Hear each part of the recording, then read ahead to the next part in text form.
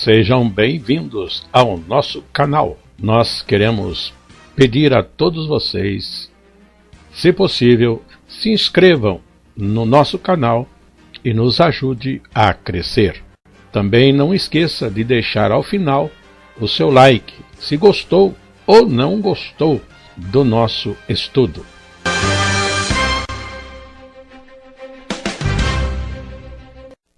O programa a seguir é de inteira responsabilidade de seus idealizadores e apresentadores.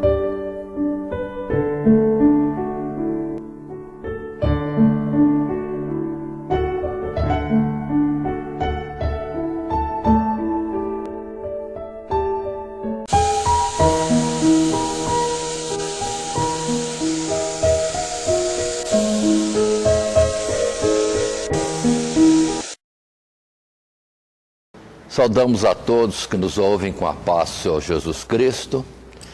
Voltamos aos nossos estudos nas Sagradas Escrituras, estudos para a Escola Bíblica Dominical. Temos como tema Números, a jornada de Israel no deserto. Estamos já na lição número 4, que tem por título Celebrando ao Senhor no deserto.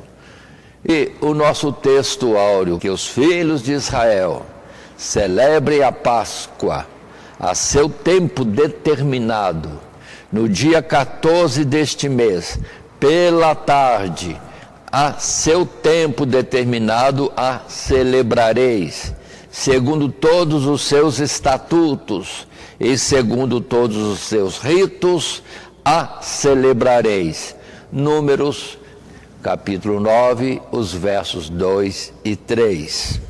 A leitura bíblica proposta é no capítulo 9, também os versos de 1 até 14. E, para desenvolver a nossa lição, temos o esboço proposto, que é as ofertas ao Senhor, o ministério levítico, a celebração da Páscoa. E, naturalmente, na sequência, ou nessa estrutura de esboço, uma introdução e uma conclusão. E passando, portanto, a uma introdução, temos já um texto em tela, e que nos diz assim: enquanto se preparavam, aprendendo acerca da sua vocação, e da santidade de Deus que os havia tirado do Egito e os colocado a caminho da terra que manava leite e mel, o povo eleito não podia perder o senso da glória e grandeza do Senhor dos Exércitos e de que haviam sido trazidos ao deserto para servi-lo. Assim, nesta lição, consideraremos o quanto os primeiros capítulos de Número nos apresentam acerca do culto divino e da celebração da glória de Deus pelo seu povo. Então, atentemos. Nós temos um povo no deserto. Por lições anteriores já vimos, já receberam as leis de Deus junto ao Monte Horebe. Já receberam a ordem de construir uma casa para a morada de Deus, que nós chamamos o tabernáculo de Deus no deserto. E a lição de hoje está dentro da sequência que apresenta a montagem deste santuário, desta morada de Deus, e tudo que envolve o viver junto a Deus, o culto a Deus, a celebração a Deus. Sim, um povo unido com seu Deus, com todo o cuidado da santidade de Deus e o louvor do que Ele é digno por todo o povo.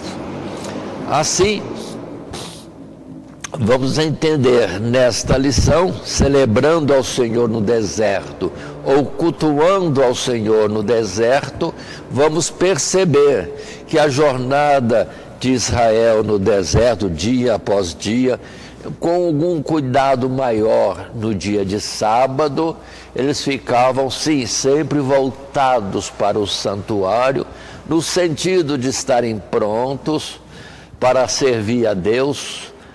Observem bem, e como que a vida deles, em todo o tempo, era caminhar no deserto com Deus e sempre em cultos a Deus, através dos rituais, vários rituais que são apontados em Levítico. Mas nós vemos que o viver de Israel era, sim, cultuar, celebrar a Deus em muitas formas, como sendo os sacrifícios diários, também as solenidades que são determinadas, tudo isso envolvendo naturalmente os livros de Êxodo, Levítico e Números e às vezes Deuteronômio. Aí está então a lição número 4 que vamos estar assim prosseguindo, celebrando ao Senhor no deserto, ou cultuando a Deus no deserto. Não era só de vez em quando, era diário, em toda a caminhada. Continuando, vamos para o primeiro subtítulo dessa nossa lição, a lição número 4, subtítulo esse que tem por título As Ofertas ao Senhor. Sim, o povo está começando tudo, e começando tudo, montando-se o tabernáculo, separando os sacerdotes, separando os filhos de Levi, toda uma estrutura sendo montada, organizada, sim, para a caminhada toda no deserto e servindo a Deus, cultuando a Deus. Começa-se então o próprio povo voltando-se para Deus e apresentando ofertas para cultuar a Deus no seu dia a dia.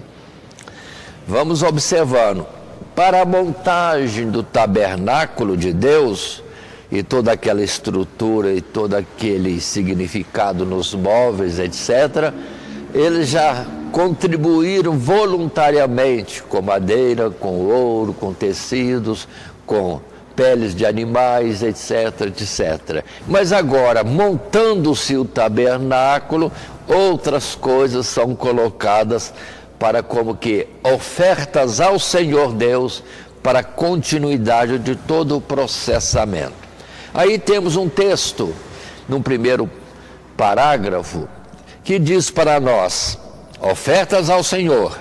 O capítulo 7 faz menção a um evento anterior aos procedimentos e orientações divinas, que já estudamos nos primeiros capítulos de Números.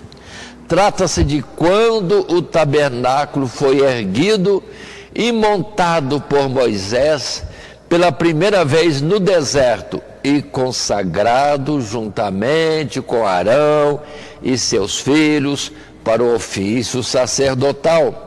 Aqui as Escrituras nos informam que, após a consagração do tabernáculo e tendo já se iniciado a consagração do sacerdócio, que duraria cerca de 7 dias, os líderes das casas de Israel, ou seja, os patriarcas das 12 tribos, haviam apresentado 2 ofertas especiais ao Senhor. Conforme lemos, a primeira oferta seria destinada por Deus ao ministério dos levitas, a segunda para a dedicação ou consagração do altar. Em ambas podemos destacar o interesse, o anseio do povo para que o culto divino acontecesse e que nada faltasse para que Deus fosse devidamente adorado e propiciado, sim, e assim, representado por seus líderes, todas as tribos de Israel apresentaram sua oferta com grande riqueza e abundância. São 2 ofertas que vão ser colocadas à disposição de Deus, entregues naturalmente na mão de Arão, para então repartir e usar as coisas como lhes devia. Nós temos alguns textos que apontamos: Números capítulo 7, Êxodo capítulo 40, Levítico capítulo 8, em que esses textos vão falar dessas duas ofertas, que resume-se em 6 carros de bois, 6 carros de bois, com os bois, 12 bois, ou seja, todos apresentando as 12 tribos esta mesma oferta, ou seja, um carro e 2 bois, ou o carro para cada 2 tribos, e um boi por cada tribo, 12 bois, 6 carros. Para quê? Os bois seriam para conduzir, puxar e levar os carros, carros estes que levariam o tabernáculo quando desmontado. Aí vem as ordens de Deus: quem vai usar os 6 carros? 2 para uma tribo, 4 para outra. Os coatitas.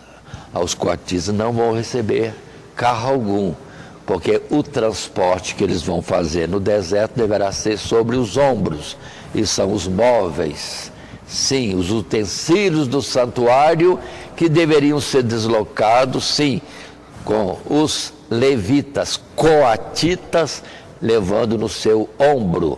E não é descoberto, conforme já apresentamos na lição anterior. Tudo tinha que ser coberto com, vamos dizer, peles de animais e depois véu ou um tecido cobrindo tudo em azul.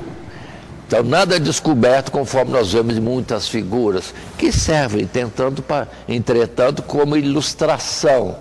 Mas a verdade é que tudo era coberto, ninguém via como era a forma dos utensílios móveis do santuário de Deus.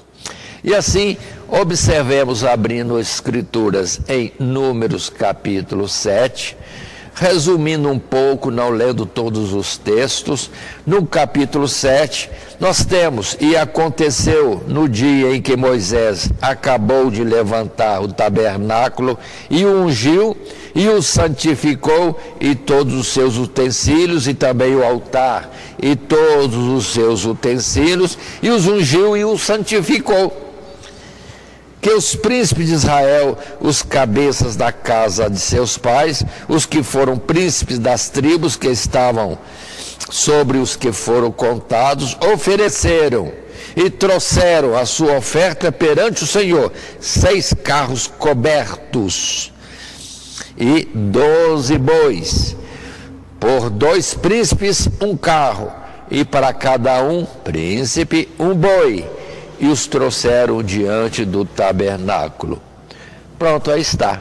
E aí é quando Deus vai dizer que estes carros seriam para as tribos de Merari e Gerson, que tinham a seu cargo transportar todos os utensílios do templo, menos os móveis que os coatitas iriam transportar em seus ombros. E nos versos seguintes de Levítico capítulo 7 é que temos essa descrição. Agora, verso 10 diz: e ofereceram os príncipes para a consagração do altar no dia em que foi ungido. Ofereceram, pois, os príncipes a sua oferta perante o altar. Sim, aí temos mais um detalhe, que depois, na continuidade do capítulo 7, se nos fala isto, que trouxeram animais justamente para o sacrifício. Nesse capítulo 7, podemos ler os versos 84 a 88, que dizem para nós assim: esta é a consagração do altar feita pelos príncipes de Israel, no dia em que foi ungido. 12 pratos de prata, 12 bacias de prata, 12 taças de ouro, cada prato de prata de 130 siclos, e cada bacia de 70.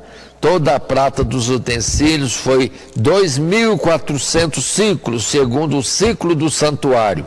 12 taças de ouro cheias de incenso, cada taça de 10 ciclos, segundo o ciclo do santuário. Todo o ouro das taças foi de 120 ciclos. Todos os bois para holocausto foram 12 novilhos, carneiros 12 cordeiros de 1 ano, com a sua oferta de manjares, e 12 bodes para expiação do pecado. E 88 em todos os bois para o sacrifício pacífico, foram 24 novilhos, os carneiros 60, os bodes 60, os cordeiros de 1 ano 60. Esta é a consagração do altar depois que foi ungido. Então nós temos aqui nesse nosso texto justamente esse ocorrido na jornada de Israel no deserto. Nessa lição 4 nós vemos a celebração do Senhor, o culto ao Senhor no deserto, começando com Moisés montando o santuário e o povo vindo através de seus representantes, os príncipes, os patriarcas de cada tribo, trazendo ofertas adequadas para o trabalho de transporte do santuário e todos os filhos ou ofertas em bois, em animais para sacrifício, e ofertas de manjares que em Levítico se nos apresenta o que poderia ser na farinha, nos assados, nos fritos e etc. Muito bem, então temos todo o povo trazendo as condições de cultuar a Deus segundo o ritual estabelecido por Deus. Por isso que nossa lição diz, celebrando ao Senhor no deserto, e esse primeiro subtítulo é ofertas ao Senhor, tudo partindo do povo para chegar ali. Então, voltando e concluindo, os príncipes trouxeram 2 tipos de oferta, uma para o trabalho de transporte do povo e outra para o sacrifício ritual que seria executado lá no santuário no dia da sua inauguração. Quando Moisés levantava o santuário, montava tudo, e havia a consagração do sacerdócio e as coisas se desenvolvendo naquele primeiro mês do 2º ano do povo após sair da terra do Egito. Mas passando à frente, no segundo parágrafo, um segundo texto está colocado em tela. Nesses subtítulos, as ofertas ao Senhor. E lemos o texto. Do mesmo modo, o capítulo anterior se encerra com a prescrição de como os sacerdotes deveriam abençoar os filhos de Israel. E embora anteceda a descrição das ofertas, corresponde, na verdade, ao contexto da consagração do tabernáculo e do sacerdócio. Quando apresentadas as ofertas ao Senhor, fogo desceu do céu, e Arão e seus filhos saíram do interior da tenda da congregação para anunciar ao povo que Deus lhes era propício, favorável, para ter misericórdia e dar paz a Israel, e assim conduzi-los seguramente pelo seu nome, protegidos pelo seu nome, até a terra prometida. Aí está a sequência. E esse detalhe aqui é que às vezes na Bíblia as coisas não parecem tanto em ordem. As ordens de Deus são dadas para o seu momento propício. Tabernáculo sendo levantado, sim, tudo sendo consagrado e ungido para Deus, chegando o sacerdócio para se consagrar a Deus, os filhos de Arão e o próprio Arão como sumo sacerdote, chegando-se às ofertas de apoio a todo o trabalho do santuário e as ofertas para os rituais. Nesse contexto todo, temos também este momento da bênção ordenada por Deus, que foi falada no capítulo 6, mas que vai ser dada só ao final de todo o processo de culto, nesse momento de consagração do tabernáculo e do sacerdócio, e daqui a pouco vamos ver também de toda a tribo de Levi. Assim, passando ao texto que temos anunciado, em Números capítulo 6, nós temos no verso 22 a 27, aquilo que hoje nós chamamos de bênção apostólica. Sim, bênção apostólica é o chamado de hoje. Mas nós temos nas Escrituras, em Números, uma ordem de Deus justamente para encerrar toda a reunião, uma proclamação feita pelo líder religioso de todo o povo, Arão, o sumo sacerdote, e naturalmente nas gerações os seus substitutos. E o texto é, capítulo 6 de Números, o verso 22 até 27, que dizem para nós: E falou o Senhor a Moisés, dizendo: Fala a Arão e a seus filhos, dizendo: Assim abençoareis os filhos de Israel, dizendo-lhes: O Senhor te abençoe e te guarde. O Senhor faça resplandecer o seu rosto sobre ti e tenha misericórdia de ti. O Senhor sobre ti levante o seu rosto e te dê a paz. Assim porão o meu nome sobre os filhos de Israel e eu os abençoarei. Pronto. O Senhor te abençoe e te guarde. O Senhor faça resplandecer o seu rosto sobre ti e tenha misericórdia de ti. O Senhor sobre ti levante o seu rosto e te dê a paz. Aí está, digamos assim, a bênção apostólica. Não com esse título, mas a bênção que Arão deveria proclamar sobre o povo após ao término das suas reuniões. E somos convidados a ver também a palavra de Levítico, capítulo 9. Levítico, no capítulo 9, no verso 22 a 24, quando temos: Depois Arão levantou as mãos ao povo e os abençoou, e desceu, havendo feito a expiação do pecado, o holocausto e a oferta pacífica. Então entraram Moisés e Arão na tenda da congregação. Depois saíram e abençoaram o povo, e a glória do Senhor apareceu a todo o povo, porque o fogo saiu de diante do Senhor e consumiu o holocausto e a gordura sobre o altar, o que vendo todo o povo jubilou e caiu sobre as suas faces. Aí está, vamos dizer assim, o primeiro culto com o povo no deserto, ainda que é um cerimonial longo, que levou 7 dias, porque a consagração do sacerdócio requeria Arão e seus filhos num processo, num procedimento, num ritual que levava uma semana inteira. Mas está aí, terminou tudo com Arão abençoando o povo e descendo fogo do céu. Não, isso quer dizer, saiu fogo e consumiu todo a oferenda que estava no altar, aos olhos vistos do povo.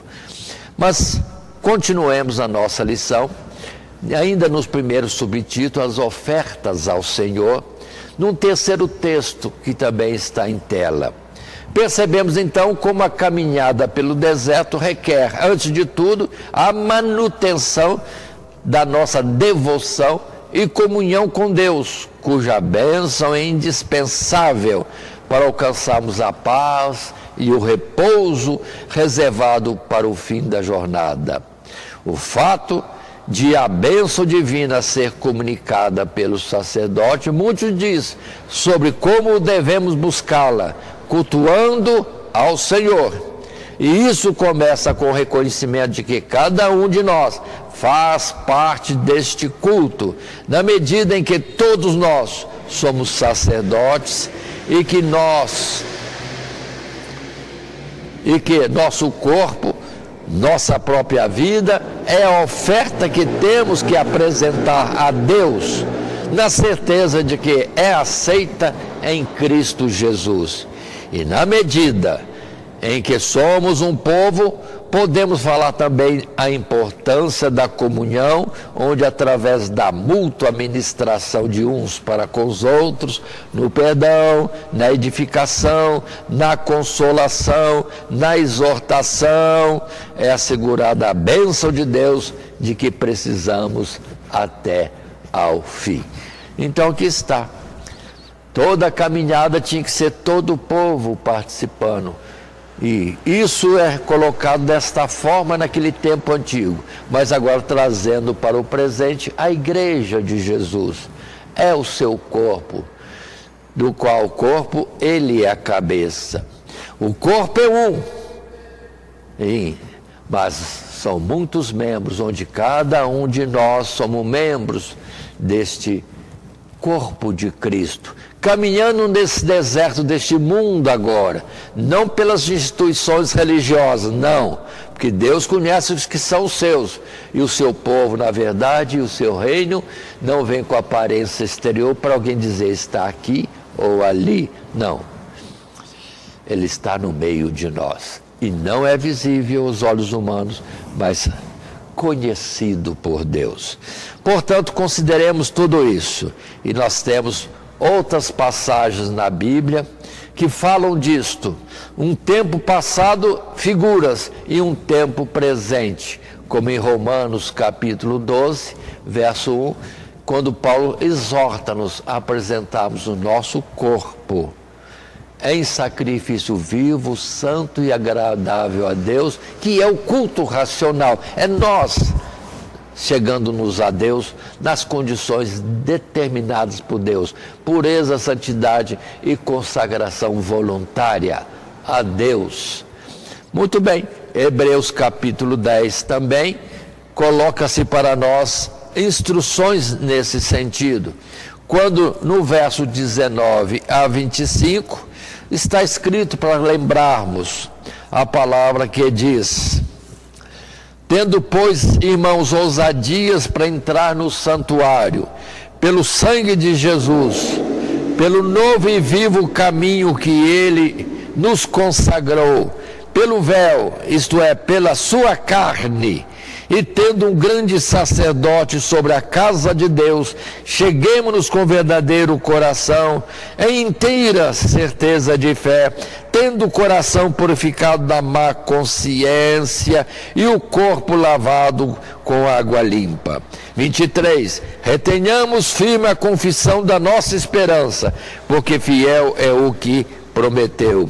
E consideremos-nos uns aos outros para nos estimularmos ao amor e às boas obras, não deixando a nossa congregação, como é costume de alguns, antes admoestando-nos uns aos outros, e tanto mais quando vedes que se vai aproximando aquele dia. E aqui também em Hebreus, mas agora no capítulo 3, estejamos abrindo a Bíblia no capítulo 3 de Hebreus, quando no verso 13 e 14 podemos ainda ler esses versos que diz: antes, exortai-vos uns aos outros, todos os dias durante o tempo que se chama hoje, para que nenhum de vós ou de nós se endureça pelo engano do pecado, porque nos tornamos participantes de Cristo, se retivermos firmemente o princípio da nossa confiança até ao fim. É uma jornada, e temos que começar e concluir esta jornada. Já numa carta de Pedro, a primeira carta, no capítulo 2, Pedro coloca o verso 9, apenas um verso que diz desta forma: mas vós sois a geração eleita, o sacerdócio real, a nação santa, o povo adquirido, para que anuncieis as virtudes daquele que vos chamou das trevas para a sua maravilhosa luz. E observe que não há lugar para divisão, separação de irmãos. Nisso aí é notório um erro da atualidade que temos, onde muitos se separam facilmente e constituem grupos à sua vontade. Mas Deus diz para sermos um. Então, essa subdivisão de grupos não é de Deus. Percebamos isso e cada um se coloque devidamente na presença de Deus para entender qual é o seu lugar. Não segundo o nosso ver ou o chamativo das instituições que possam existir, mas uma direção de Deus.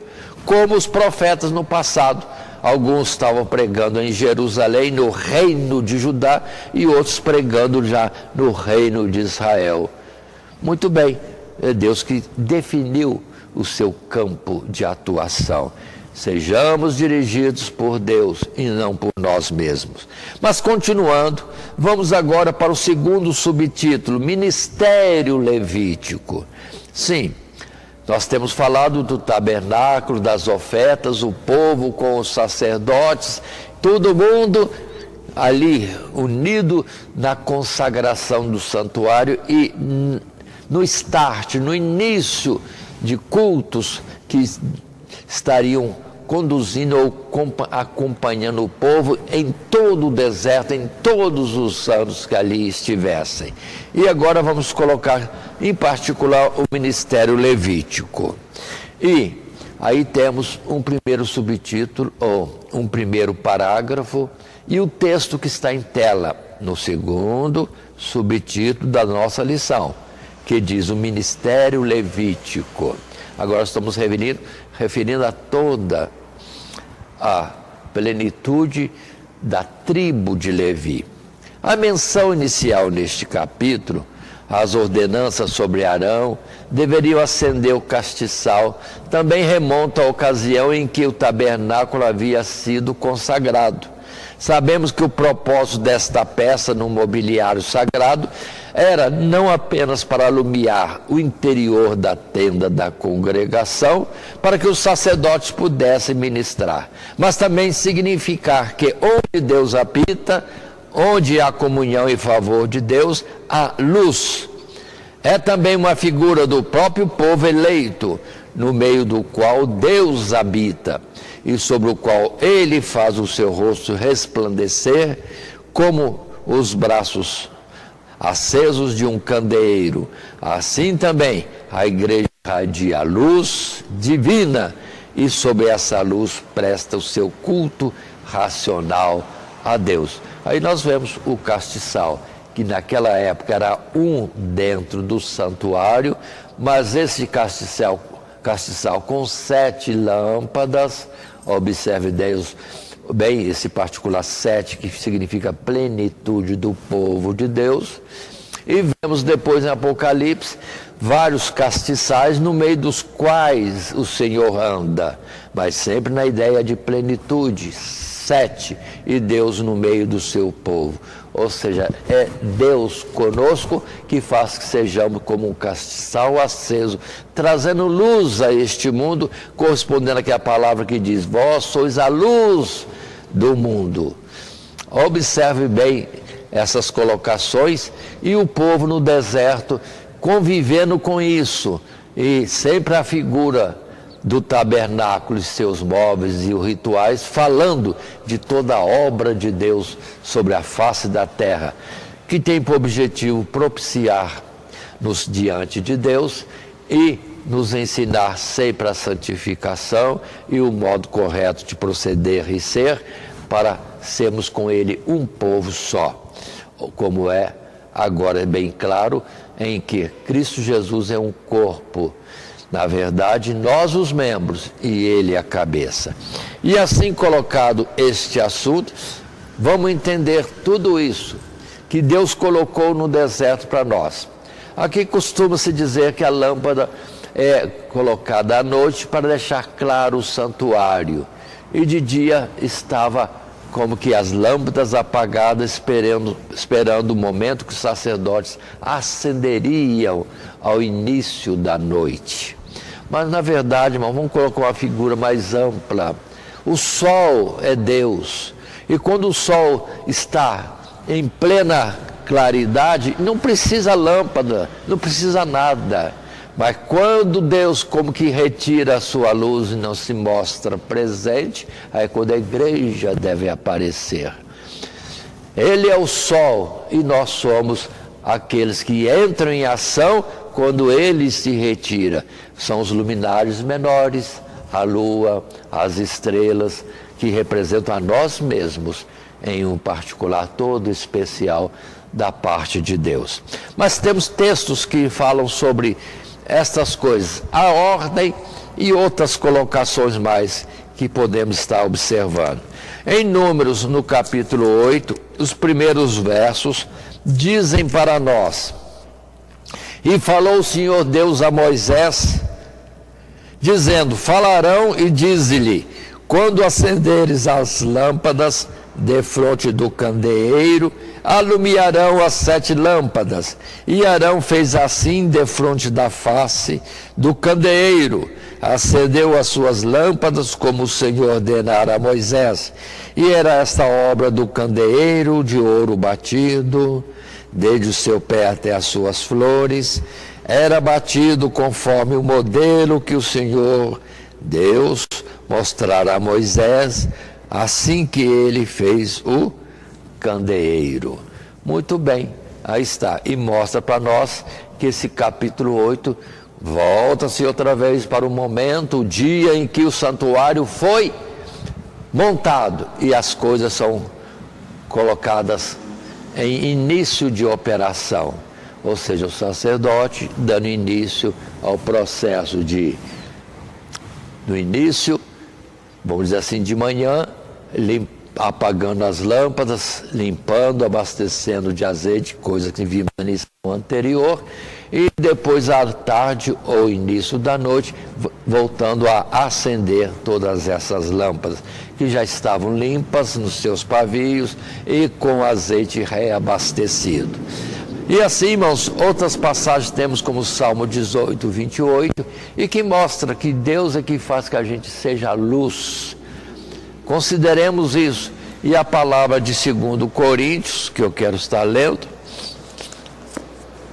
no seu capítulo 6, 2 Coríntios, no capítulo 6, e o verso 14 a 18, que dizem para nós: Não vos prendais a um jugo desigual com os infiéis, porque que sociedade tem a justiça com a injustiça? Que comunhão tem a luz com as trevas? E que concórdia há entre Cristo e Belial? Ou que parte tem o fiel com o infiel? E que consenso tem o templo de Deus com os ídolos? Porque vós sois o templo de Deus vivente. Como Deus disse, neles habitarei, e entre eles andarei, e eu serei o seu Deus, e eles serão o meu povo. Então, aí está, palavras que colocam claramente para nós essas figuras e instrução. Nós somos luz, não podemos nos envolver com este mundo de trevas e suas práticas que são próprias para serem feitas em trevas, porque são reprováveis. Esse é o sentido que Deus coloca também para nós. Mas continuando, entramos no segundo parágrafo desse segundo subtítulo, Ministério Levítico. E vem mais detalhes, e eu considero com aqueles que nos ouvem, os professores que vão tratar deste assunto, depois em alguma classe. Todo esse processo é no passado, com muitas figuras e muitas ordens, cai lá, e às vezes até parecendo discordantes uma expressão com outra. Não há discordância nas coisas de Deus. É que para nós é difícil entrarmos naquele tempo e vemos todos esses detalhes. É complexo demais, mas não quer dizer que não podemos estudar. Podemos. Deus pode nos dar entendimento. com certeza, mas também vamos entender que não é tão importante como Paulo diz, que tudo isso era figura, e agora vivemos um novo tempo. E a compreensão daquilo vai nos dar uma ideia, uma sombra, uma imagem como que desenhada ou escrito em papel, mas a existência real é plena e abundante no sentido já espiritual, que deve agora transparecer na nossa vida, numa reunião do povo de Deus, nos culto a Ele, porque a plenitude de Deus não é mais figuras. Mas vamos ver o texto, por exemplo. Deus, depois de serem enumerados, agora os levitas serem oficialmente consagrados para o seu ministério, assim como foram os sacerdotes. Mais uma vez, destacamos que os levitas apresentados para servirem ao Senhor em substituição a todo Israel eram um testemunho vivo da centralidade do culto divino para a nação. Notamos aqui também que a determinação da idade mínima de 25 anos e máxima de 50 para o exercício do seu ministério não representa conflito com a informação anterior dos primeiros capítulos, de que deveriam ser contados a partir dos 30 anos. Apenas quer dizer que, antes de assumir a idade apropriada para militar no serviço mais pesado do tabernáculo, montar, desmontar, transportar pelo deserto, os levitas já iniciavam no ministério de acordo com a sua maturidade, assim como aqueles que após os 50 anos eram dispensados dessa milícia em razão da sua limitação física, permaneciam, não obstante, na guarda do tabernáculo, junto com os demais. Ou seja, o tempo de estar envolvido no ministério próprio dos levitas era de 25 anos a 50. Agora, a contagem é para os varões de guerra, que aí sim é a partir dos 30 anos. Como todas as tribos foram contadas para a guerra aqueles que tinham mais de 30 anos. Ou seja, uma é uma atividade mais forte e a outra atividade é como que uma aprendizagem, um início que temos no trabalhar ou estar junto no trabalho das coisas de Deus. E o que observamos, que os de 50 anos não participavam mais de tudo, mas entretanto estavam envolvidos, sempre naquilo que diz respeito ao que precisava-se no ministério do santuário de Deus. E assim a palavra que temos em Números capítulo 4, que colocam estas coisas como sendo um pouco diferentes, mas simplesmente são pequenos detalhes que podem nos confundir quando nós estudamos a Escritura, ainda mais nessa parte do passado, porque muitos são figurados em detalhes e mais detalhes, detalhes e mais detalhes, que hoje não são mais usados. Se compreendemos, que bênção, aí podemos aplicar alguma coisa, mas é um início, é uma figura, e a realidade é aquilo que o Espírito de Deus nos dirige a cada momento. Assim, capítulo 4 de Números, no verso 3, diz: da idade de 30 anos para cima, até aos 50 anos será todo aquele que entrar neste exército para fazer a obra da tenda da congregação.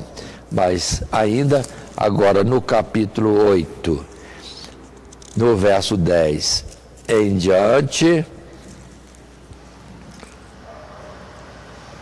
capítulo 8 diz: farás, pois, chegar os levitas perante a tenda da congregação e farás ajuntar toda a congregação dos filhos de Israel.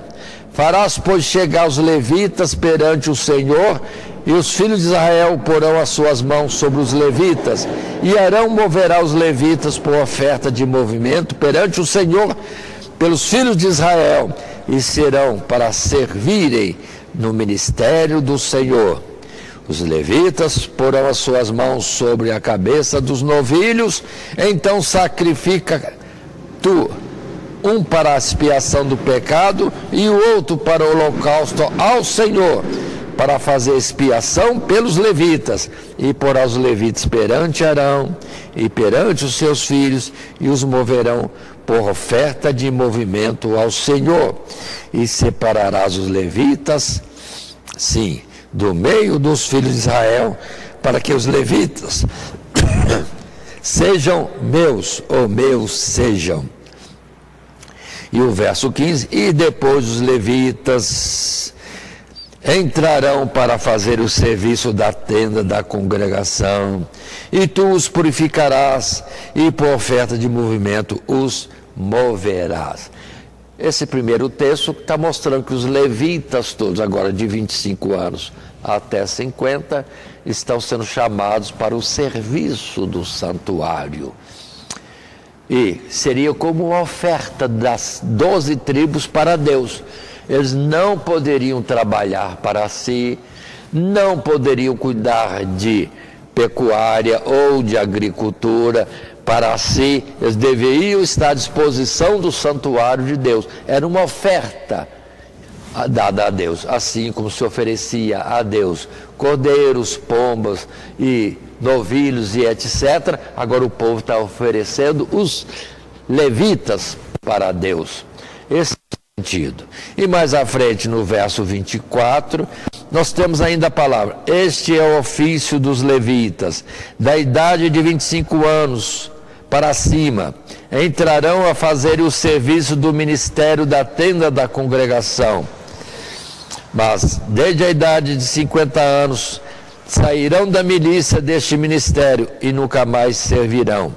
Porém, com seus irmãos servirão na tenda da congregação para terem cuidado da guarda. Para o ministério não exercerão. Assim farás com os levitas, ou com os levitas nas suas guardas. Então observe, não estarão como que fazendo parte, vamos dizer numa linguagem nossa, do rodízio, da escala para trabalhos, em geral, entre os levitas, mas estarão sempre envolvidos, mas como que um serviço mais secundário, mas estariam trabalhando. 25 a 50 anos, ativos em tudo, em todas as escalas, em todos os rodízios, etc. Mas, depois de 50 anos, não participariam desta parte, mas estariam com cuidado das coisas de Deus. Então, são detalhes e detalhes que precisamos ter cuidado. Torna-se complexo assim o assunto, mas estamos só passando para dar notícia de que algum detalhe nos ensinam para o dia de hoje, mas são apenas a figura, o início para o entendimento. Continuando, então, por fim, no terceiro subtítulo, a celebração da Páscoa. Agora estamos na celebração da Páscoa. A nossa lição é celebrando ao Senhor no deserto. E agora começa Deus a falar sobre comemorações no deserto, solenidades, não estendendo todas, mas requerendo que o povo faça a comemoração, a solenidade da Páscoa, como foi lá no início. A partida de saída do Egito, Páscoa. E um ano depois, ou seja, no segundo ano, no primeiro mês, no dia 14, seria o dia da Páscoa. Mas está em tela o primeiro, digamos assim, texto ou parágrafo para falar sobre a celebração da Páscoa. E o texto diz: antes que se completasse um ano após a saída de Israel do Egito, o Senhor orienta Moisés a lembrar o povo de celebrar a Páscoa no seu tempo determinado e, consequentemente, durante todo o tempo da peregrinação pelo deserto, e não apenas quando chegasse em Canaã, Como sabemos, a Páscoa comemorava a libertação dos israelitas do Egito com o livramento dos primogênitos e precisava tanto ser recontada como uma história, como celebrada pelo povo segundo o rito divinamente ordenado. De modo semelhante, a igreja faz da sua redenção o tema da sua celebração e dos seus cultos ao Senhor, como também possui uma ordenança própria para comemorar Cristo, a nossa Páscoa, da qual de modo algum podemos nos dispensar, se de fato vivemos por Ele. Agora observe, começando o primeiro ano, Páscoa e saída da terra do Egito. Entrando o segundo ano, primeiro mês, dia 14, o povo deveria fazer a Páscoa, porque era a ordem do Senhor fazer todos os anos nesta mesma data. E assim teriam 40 anos fazendo Páscoa uma vez por ano, conforme esta ordenação. Agora observem que estamos com a igreja agora, uma revelação mais ampla, mais espiritual. E se ali fazia-se isto desta forma, hoje também não podemos estar esquecendo, como numa relembrança ou numa solenidade nossa de ação de graças e consideração de que nós estamos caminhando para o céu, porque Cristo Jesus nos libertou do cativeiro do mundo, do pecado, das trevas e de Satanás. E assim temos textos colocados, que iniciam, na verdade, em Êxodo, no capítulo 12. O verso 25, que é justamente naquela época da ordem para se realizar a Páscoa. Verso 25. Quando escrito está: e acontecerá que, quando entrardes na terra que o Senhor vos dará, como tem dito, guardareis este culto. E esta ordem parece que seria só para depois, quando estivessem em Canaã. Mas voltando agora a Números, sim, no capítulo 9, verso 1 a 3, temos a colocação. E falou o Senhor a Moisés no deserto do Sinai, no segundo ano da sua saída da terra do Egito, no primeiro mês, dizendo: que os filhos de Israel celebrem a Páscoa a seu tempo determinado, no dia 14 deste mês, pela tarde, a seu tempo determinado a celebrareis, segundo todos os seus estatutos e seguindo todos os seus ritos a celebrareis. Então, é no capítulo 9 de Números que mostra que a Páscoa não é só na saída, depois na terra prometida, é durante toda a nossa trajetória neste mundo. De ano em ano, isso era no passado. E agora? Como que é? Falaremos daqui a pouco. Mas consideremos o texto que está em tela. Josué, sim, no capítulo 5, no verso 10. Josué entrando na terra prometida, em Canaã. O verso 10 do capítulo 5 nos mostra: estando, pois, os filhos de Israel alojados em Gigal, Gigal já é Canaã, celebraram a Páscoa no dia 14 do mês, primeiro naturalmente, à tarde, nas campinas de Jericó. Ou seja, aí vem essa sequência normal. Páscoa não pode ser esquecido, tem que ser realizado sempre. E depois, lá em 1 Coríntios, capítulo 11, quando Paulo vai detalhar, nos ensinando o cuidado que nós devemos ter em realizar a Páscoa, agora representado no pão e no cálice do vinho que o Senhor Jesus colocou para nós. É a mesma comemoração, é a mesma Páscoa, só que Deus, Senhor de tudo, mudava agora a figura. Antes um cordeiro pão asmo, ervas amargas, mas agora Jesus trocou, porque ele era o cordeiro e representava ele o pão e o vinho que lhe deu ordem. Este pão é o meu corpo que é rasgado por vós, e este cálice representa o meu sangue que é derramado para vós, ou em nosso favor. Aí está, em 1 Coríntios, sim, no capítulo 11, a descrição da Santa Ceia, do verso 23 até o 32, sendo que nós resumimos do verso 23 a 26, quando Paulo diz: o que eu aprendi do Senhor, isso mesmo vos ensinei, o pão e o cálice, na sua simbologia atual. E vou ler esse texto daqui a pouco.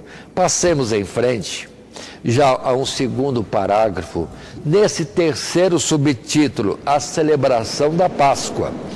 Notemos agora o interesse e o zelo daqueles israelitas que, estando contaminados, primeiro consideraram a santidade da Páscoa para reconhecerem que não podiam participar dela na ocasião. Mas ao invés de se dispensarem da sua celebração, levaram o seu caso a Moisés, manifestando seu desejo de participar e de permanecerem com o povo de Deus, porque seríamos privados, dizem eles, de oferecer a oferta do Senhor a seu tempo determinado no meio dos filhos de Israel. Texto em Números, capítulo 9, verso 7, parte B. O Senhor provê então a possibilidade de uma segunda chamada, por assim dizer, a ser realizada exatamente nos mesmos moldes da primeira, em data correspondente no mês seguinte. E a partir daqui vemos o desejo de Deus de que todos nós participemos da celebração de sua salvação, ou celebremos a salvação que ele operou em nosso favor. Contudo, ainda celebrará a Páscoa do Senhor. É o capítulo 9, o verso 10, ordem de Deus. Não pôde estar na primeira, mas tem a segunda oportunidade. E continua, por outro lado, a rejeição, a celebração do culto divino por aqueles que poderiam fazê-lo, não estando cerimonialmente impedidos, é considerado um ato de apostasia e seria punido à altura. Tal alma do seu povo será extirpada, porquanto não ofereceu a oferta do Senhor a seu tempo determinado. Tal homem levará o seu pecado. Números, capítulo 9, o verso 13. Observe isso no passado. Uma vez por ano só se fazia a Páscoa, na data do dia 14, no primeiro mês de cada ano. E agora Jesus, ou Deus, apresenta através de Moisés a possibilidade de uma segunda oportunidade para aqueles que não puderam participar da primeira, por uma razão, mas querem participar, não querem ficar excluídos do povo de Deus. Aí, uma segunda oportunidade, que foi colocada no mês seguinte. Agora, chegando o nosso tempo, aí que eu vou para Coríntios, no capítulo 11, na primeira carta, no verso 23 até o verso 25, quando se diz para nós: porque eu recebi do Senhor que também vos ensinei, que o Senhor Jesus, na noite em que foi traído, tomou o pão e, tendo dado graças, o partiu e disse: tomai e comei, isso é o meu corpo que é partido por vós. Fazei isto em memória de mim. E depois no verso 25, semelhantemente também depois de cear, tomou o cálice, dizendo: este cálice é o novo testamento no meu sangue.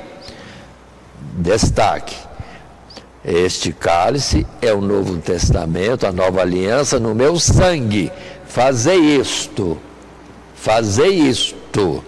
todas as vezes que beberdes, em memória de mim. Porque todas as vezes, diz o verso 26, que comerdes este pão e beberdes este cálice, anunciais a morte do Senhor até que venha. Aí está essa situação. A Santa Ceia do Senhor, que simboliza a Páscoa do passado, diferentemente do passado, que era uma vez por ano, aqui é colocado todas as vezes que nós nos reunimos para partir o pão, façamos isso em memória dele. Ou seja, é Deus propiciando uma comunhão com ele, uma comemoração contínua ou de dia em dia da sua morte em nosso favor, da nossa libertação e da nossa jornada para frente no direito de conquistar uma Canaã, agora não mais terrestre, mas celestial. Essas são as colocações de Deus para nós nessa lição. E procuramos entender. Existem restrições nas instituições religiosas, sem nenhuma contrariedade. São organizações com determinados objetivos, naturalmente cuidadosos ou com cuidados diversos por razões que cada um tem para dar. Mas, na verdade, entendamos, se hoje eu estou numa igreja que está celebrando a ceia do Senhor, posso participar. Sair daqui mais um dia, 2 dias, ou qualquer situação, até que seja de dia em dia, se eu for noutra igreja e tiver a celebração da Santa Ceia, posso participar naturalmente.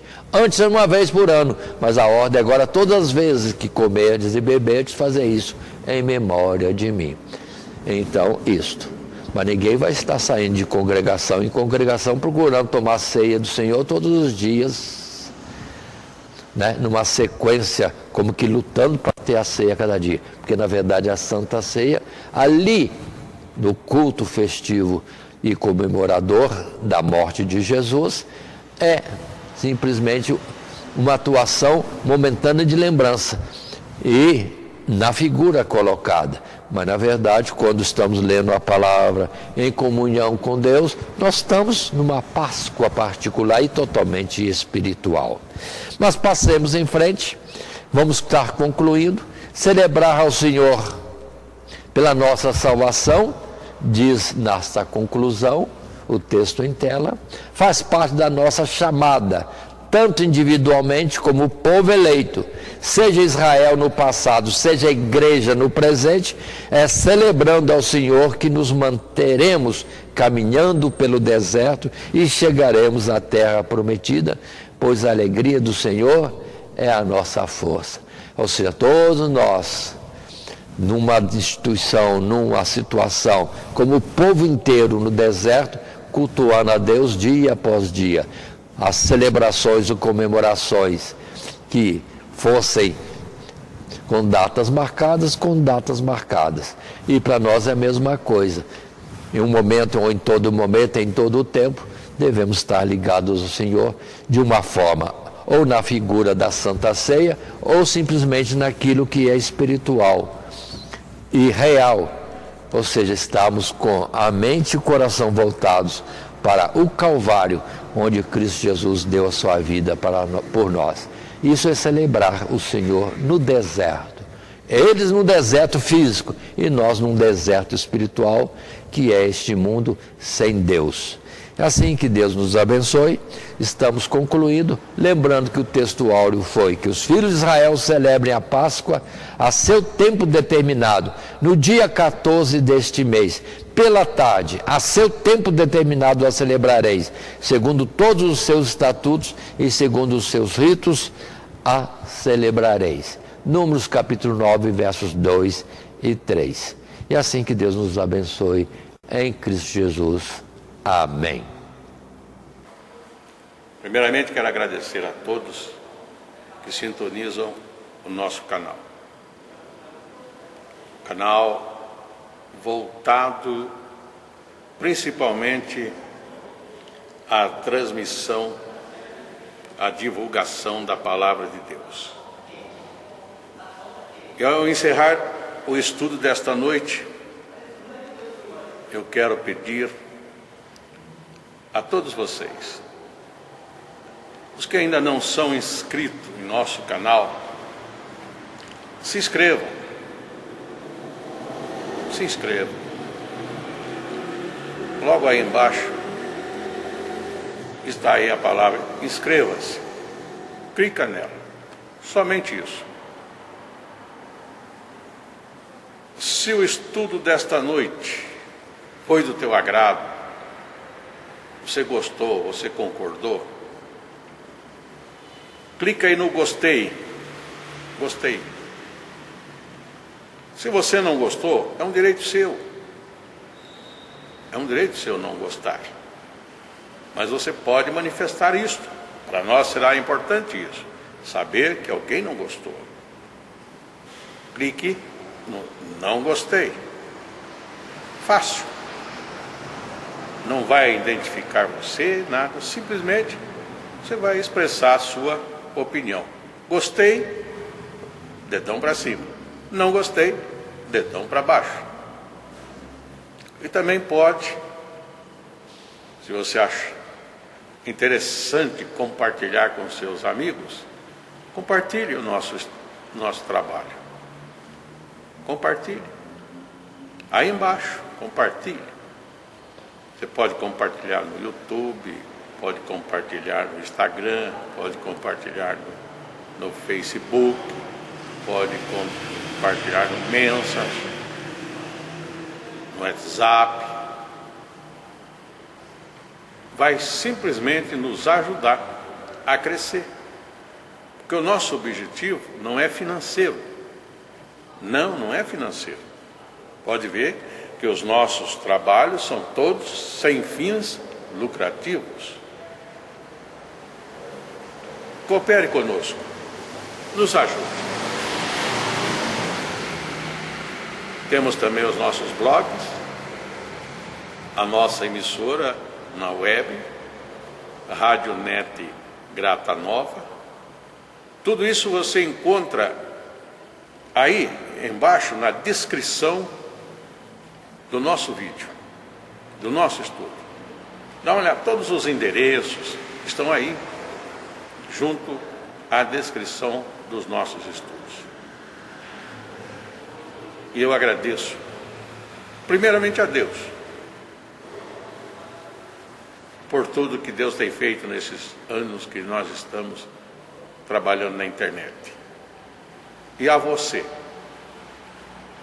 que toda semana entra no nosso canal. Deus te abençoe. Todo dia, toda hora, muito mais prazer em ouvir. Radionet Grata Nova. Web Rádio, a qualidade que faz a diferença, cada vez mais necessária. Rede Grata Nova de Evangelização. Acesse nosso site www.horadadecisão.com.br. Hora da Decisão, tudo junto, sem acento.